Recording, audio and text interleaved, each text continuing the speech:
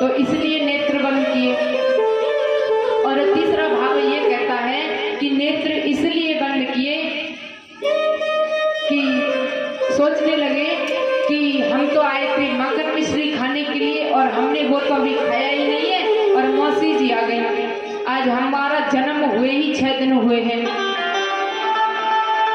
और जहर पीना तो हमको आता नहीं, इसलिए भोले बाबा का ध्यान किया और कहा भोलेनाथ आप ही इस जहर को पीजिए, आपको ये अभ्यास है। अब जैसे ही पूतना ने लाला को देखा और गोद में उठा लिया और गोद में उठा करके अपने स्तनपान कराने लगी। अब मेरे गोविंद दूध को पीने लगे। पीते पीते पीते पीते उसके प्राणों को खींचने लगे। अब भगवान ने सोचा कि मैं मौसी को यहीं पर मारूंगा तो मेरे जन्म का रहस्य खुल जाएगा, क्योंकि मैं अभी 6 दिन का हुआ हूं। तो भगवान ने उसको उड़ा करके ले गई और यमुना जी की रेती में जाकर के उसको पटका। और जैसे ही उसके प्राणों को खींचा तो 6 कोस की हो गई, क्योंकि राक्षसी का स्वरूप था, और धड़ाम से नीचे यमुना जी की रेती में आकर के गिरी और उसके ऊपर आराम से खेलने लगी। अब जैसे ही धम धम सी आवाज हुई तो मैया यशोदा को आवाज आई और वो कहने लगी आवाज ये कहाँ कैसी हुई है और मेरा लाला कहाँ है। जैसे ही पालने के पास में जाकर के देखा तो वहां पर लाला नहीं। अब तो मैया रोने लगी, मेरा लाला कहाँ चलो गो। सभी ग्वाल वाल यमुना मैया के तट पर सभी भागने लगे, भगदड़ मच गई। और जैसे ही पूतना को देखा कि ये तो कोई राक्षसी है, हमारा लाला कहाँ है। अब जैसे ही उचक के देखो तो लाला आराम से बच्ची स्थल पर खेल रहा है। तो नसैनी लगाई गई और नसैनी लगा करके लाला को उतारा। अब मैया ने तो हृदय से लगा लियो लाला को, मेरे तो भाई की राक्षसी कहाँ से आ गई मेरे लाला को लेकर के। अच्छा भयो भी मर गई, मेरा लाला बच गया। भगवान साक्षात भगवान नारायण ने मेरे लाला की रक्षा कर दी, ना तो आज तो मेरा लाला बचतो ही ना। तो ग्वाल वाला आपस में सोचने लगे अच्छा भैया ये बताओ ये मरी कैसे। तो एक ग्वाल वाल कहने लगा अरे कहाँ बता मैं, लाला को लेके भाग रही होगी सो लगी ठोकर धम्म से गिर गई और सो मर गई।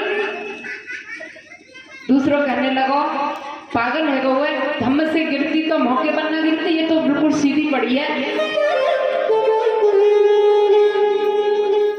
तो मैया यशोदा कहने लगी कोई बात नहीं, जैसे मरी तैसे मर गई, हमें क्या मतलब कैसे मरी, लेकिन हमारे लाला की साक्षात भगवान नारायण ने रक्षा कर दी। अब तो मैया यशोदा लेकर के और ब्राह्मणों को बुलवाया और ब्राह्मणों को बुलवा करके लाला की अलाय बलाय को करवाया और गौ माता के पूंछ से और लाला की नजर को उतारा। गुरुदेव कहते हैं कि गौ माता की पूंछ से अगर किसी बच्चे को नजर लग जाए तो गौ माता की पूंछ से नजर उतारी जाए तो उतर जाती है, क्योंकि गौ माता में 33 कोटि देवता वास करते हैं।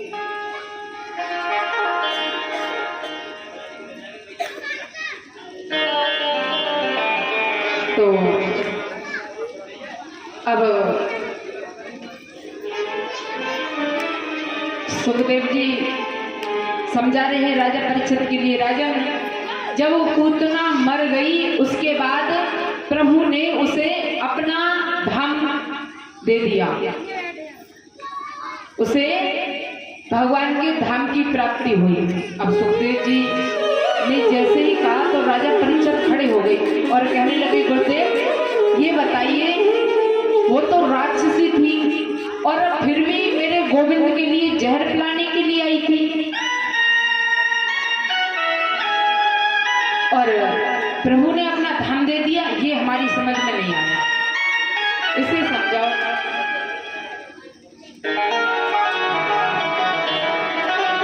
तो सुखदेव जी दर्शन करा रहे हैं राजा परीक्षित के लिए। राजा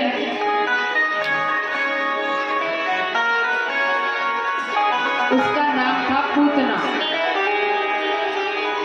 और जाति की भी राक्षसी थी, लेकिन मेरे गोविंद इतने करुणा के सागर हैं कि ना तो उसका खान पान अच्छा था, ना रहना अच्छा था, और ना उसका आहार अच्छा था, और ना उसकी जाति अच्छी थी, और नाम भी अच्छा नहीं था। लेकिन किस रूप पर रीझ जाते हैं? तो गुरुदेव बताओ किस पर रीझ जाते हैं? देखो, पूतना, उसका नाम था पूतना, जिसके अपने भी पूत नहीं है और पराई की पूतों को भी मार के खा जाती थी। पूतना बाल घातनी राक्षसी रुद्रासन, उसकी जाति थी राक्षसी, और खान पान क्या था? रुद्रासन, रक्त का पान करती थी, बच्चों को मार करके उसके रक्त को पीती थी। लेकिन फिर भी प्रभु ने कृपा कर दी। तो गुरुदेव ये बताइए कि किस बात पर कृपा कर दी? जो प्रभु के धाम को ऋषि मुनि तपस्या करते करते जीवन निकाल देते हैं, कभी कभी तो उनको भी प्राप्त नहीं होता प्रभु का धाम। और आप बता रहे हैं कि ना तो उसका नाम अच्छा, ना खानदान अच्छा, ना खान पान अच्छा, तो किस पर कृपा कर दी? तो भगवान सुखदेव जी समझाते हैं राजा परीक्षित के लिए। राजा ने प्रभु एक ही गुण पर रीझ गई। वो क्या है? वो है कि एक माँ ही अपने बच्चे को दूध पिला सकती है, और मौसी पूतना ने यही काम किया था।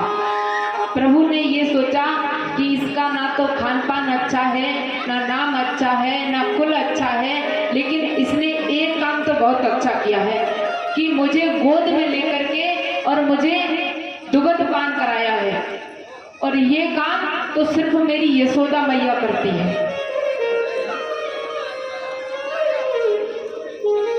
और इसलिए मैंने इसके लिए मुक्ति दे दी। बोलिए बाल कृष्ण भगवान की। तो मेरे प्रभु तो एक गुण देख ले, मैं बस उसी पर रीझ जाते हैं। ऐसे प्रभु को छोड़ करके फिर भी हम संसार में भटक रहे हैं। बताओ, इस कथा से यही हमको शिक्षा मिलती है कि प्रभु एक गुण पर रीझ करके पूतना को मुक्ति दे सकते हैं, तो क्या हमको प्रभु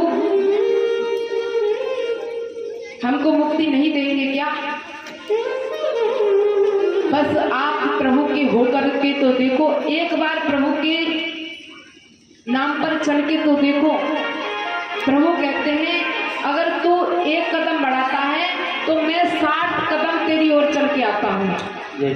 बताओ कितनी बड़ी कृपा करते हैं गोविंद। प्रभु कहते हैं यदि तू मेरे लिए 1 रुपया खर्च करके देखेगा तो मैं तेरे लिए 60 गुना करके 60 रुपए तेरे लिए आगे खड़ा हूँ लेकर के।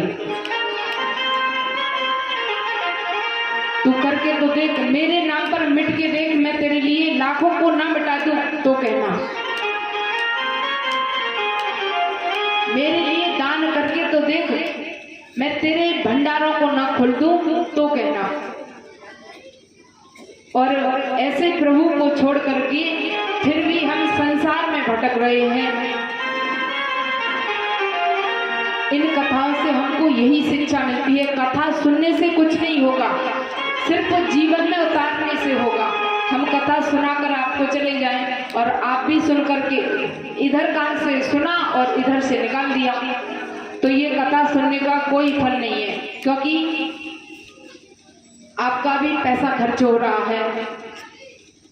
और गुरुदेव अपना कीमती समय निकाल करके आपके गांव जल्लूपुर में आए हैं और अपना समझ करके आए हैं, इसलिए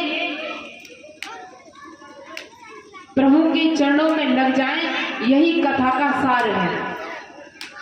और कहते भी हैं, बड़ा सुंदर भाव है कि प्रभु न जाने कि कौन सी कृपा पर रीझ जाए। बड़ा सुंदर भाव है। तो सभी भक्त तालियों का सहयोग देकर के गाएंगे। न जा